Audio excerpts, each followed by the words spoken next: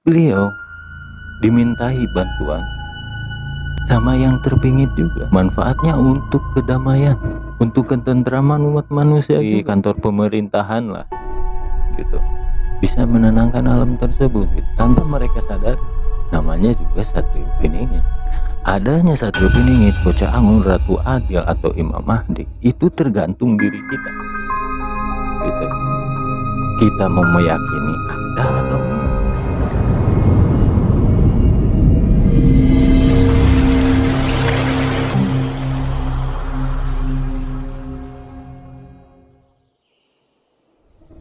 Assalamualaikum warahmatullahi wabarakatuh. Sampurasun Kak Sadayana. Mudah-mudahan kita semua diberikan kesehatan, kelancaran, apa yang akan kita ibaratnya yang sedang kita cari, yang sedang kita ikhtiari gitu. Mudah-mudahan dilancarkan oleh Yang Maha Kuasa. Amin amin ya robbal alamin.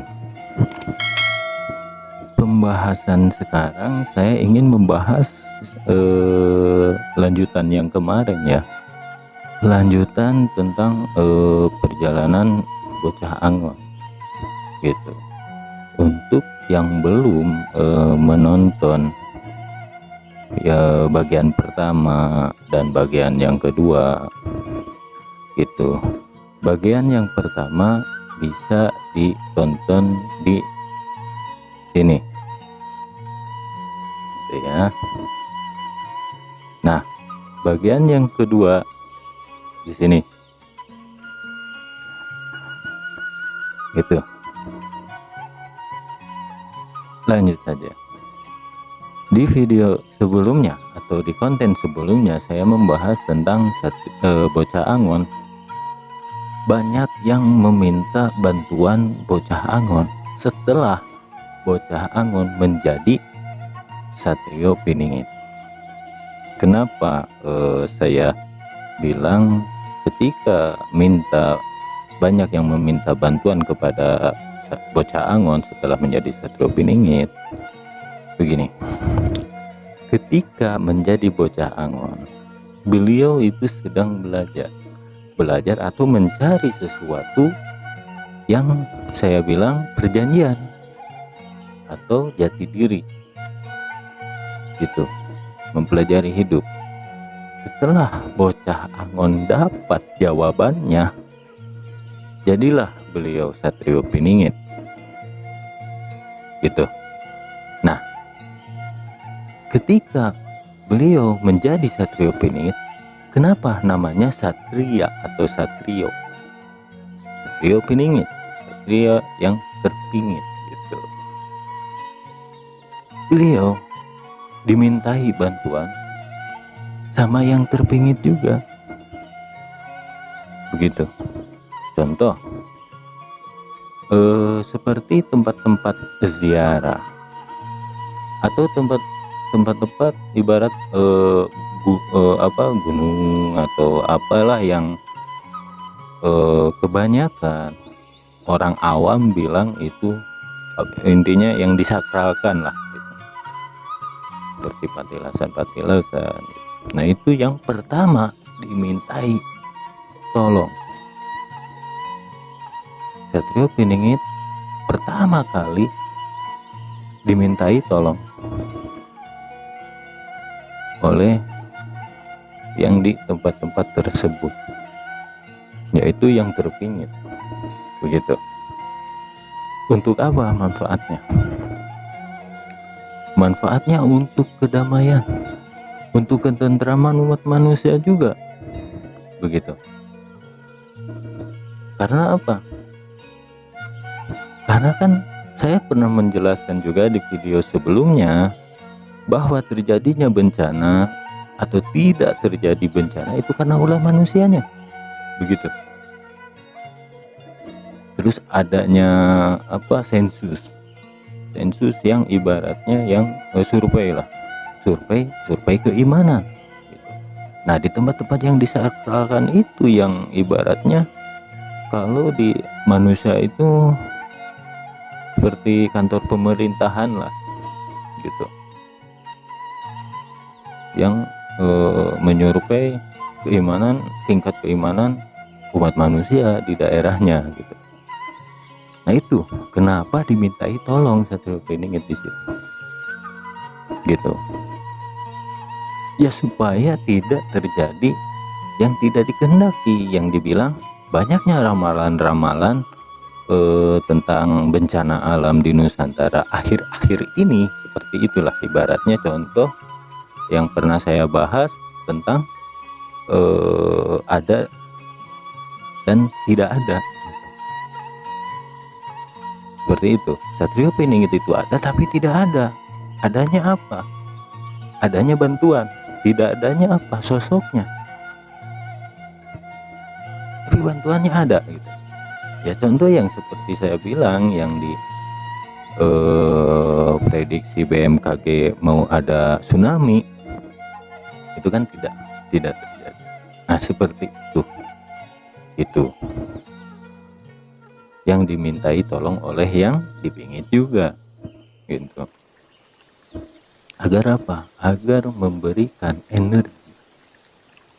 energi yang mungkin bisa menenangkan alam tersebut gitu, atau menetralisir satu daerah agar manusianya tuh tidak mudah terhasut gitu, penduduknya yang di sana gitu, tanpa mereka sadari. Namanya juga Satrio Piningit. Kalau mereka sadari ya bukan Satrio Piningit namanya gitu ya. Ini kenapa yang dimintai bantuan itu yang goib-goib yang datangnya, yang terpingit juga, yang tidak diketahui oleh mata dohir gitu. Itu fungsinya. Makanya saya berani bilang kalau Satrio Piningit ada tapi tidak ada gitu.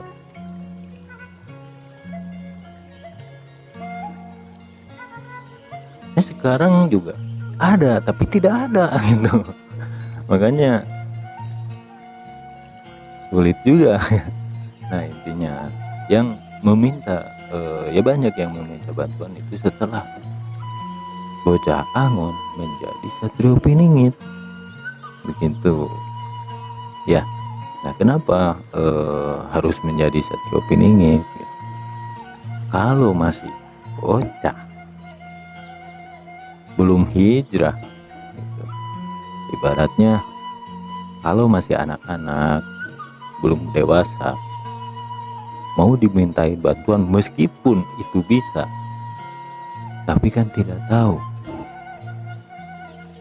hakikatnya seperti apa, manfaat bagi dia dan yang lainnya itu seperti apa. Makanya nunggu setelah beliau atau Satrio atau Bocah Angon menjadi Satrio Piningit begitu ya. Alam benar atau tidaknya itu kan hanya versi saya gitu. Dipercaya ya alhamdulillah, enggak ya enggak apa-apa gitu kan. Hanya sekedar dongeng, hanya sekedar bercerita proses dari Bocah Angon, Satrio Piningit, Ratu Adil, dan kemudian Imam Mahdi gitu.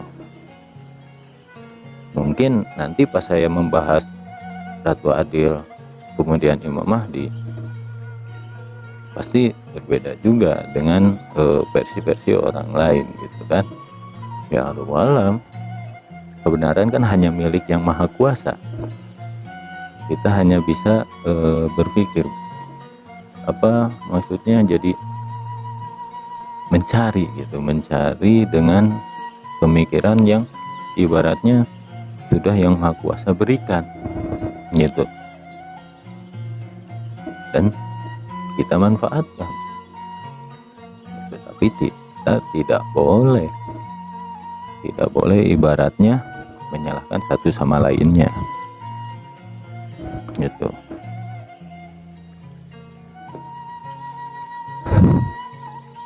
Terus di di video kemarin ada yang komentar seperti ini, katanya orang lain atau yang ngebahas Satrio Piningit atau Bocah Angon kok bisa merasakan gimana-gimananya gitu. Terus yang komentar itu, saya tuh nggak bisa ngerasain apa-apa, tanyanya gitu. Nah, adanya Satrio Piningit, Bocah Angon, Ratu Adil atau Imam Mahdi itu tergantung diri kita gitu. Kita mau meyakini ada atau enggak gitu. Jangan sampai di tengah-tengah.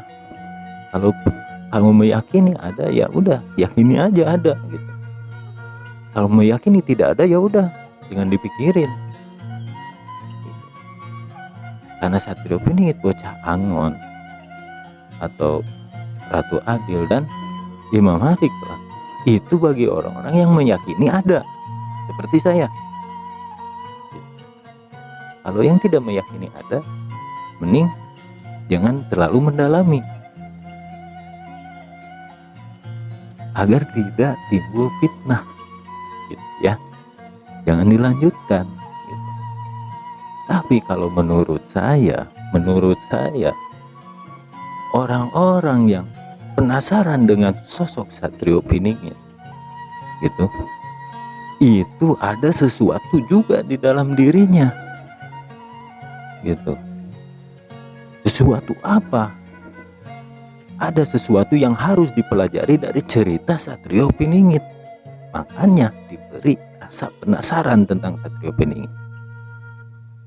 Itu kalau seorang yang ibaratnya belum mengerti tentang Satrio Piningit gitu ya. Sekian pembahasan kali ini. Mungkin pembahasan berikutnya saya ingin membahas tentang Ratu Adilnya dan kemudian Imam Mahdi gitu ya. Mudah-mudahan ada manfaat dari balik cerita ini. Ambil positifnya, buang negatifnya gitu ya. Wassalamualaikum warahmatullahi wabarakatuh.